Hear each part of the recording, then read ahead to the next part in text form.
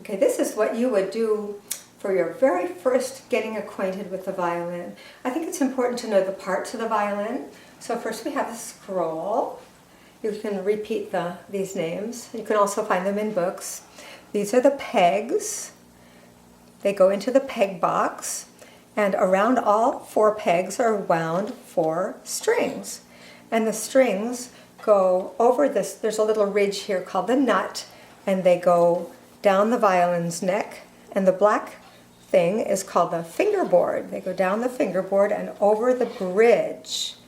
And then the strings are attached to the tailpiece, and the tailpiece is attached at the very bottom with a tail button. On the tailpiece is a fine tuner. The pegs make the big changes, but the fine tuners make the small changes, and usually your violin would have 4 of them. Then these beautiful things are called the F holes. This is where the sound comes out. The upper part are called the upper bouts, and down here are the lower bouts. Beautiful design of the violin. This is called the chin rest. This is the waist of the violin right here, the waist. And of course, this is the front, this is the back, and this is the shoulder pad, which I can use to keep the violin from slipping off my shoulder. Okay, be sure to review all of these. And now let's do the parts of the bow. Okay, here we have the bow stick, and the black part is called the frog. And at the very bottom there's a screw to tighten the bow hair. And the bow hair is made from horse tail of a horse from a cold climate. Then the frog is attached to the stick, and just above the frog there's the leather grip, the winding, and on the beautiful frog this bit of metal is called the ferrule. So please learn all of these parts. And then also very, very introductory things that you have to do with a violin are rest position.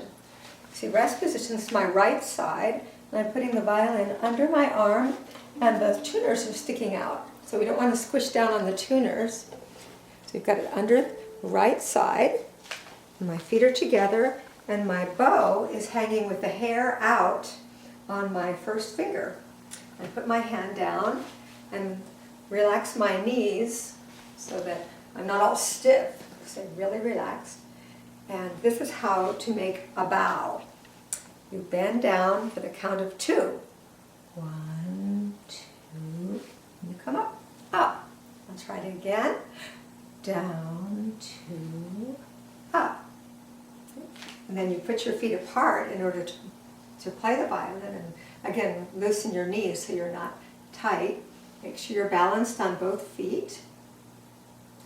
Then with your left hand, you take a hold of the upper bout and on the violin's fingerboard, lift up your arm and put the violin on your shoulder underneath your jaw.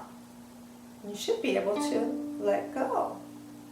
So your head is nice and straight, as if we're having a nice conversation, and the violin grows out of your neck. Now this is not an easy thing to do. This is hard to do. You stand up nice and straight, keep your knees relaxed.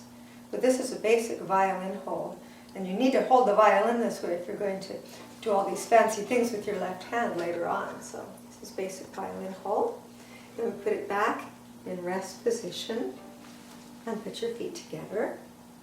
And then we're going to do bow hold. Put the violin down. So come in close for the bow hold. Hold the bow with your left hand by the screw.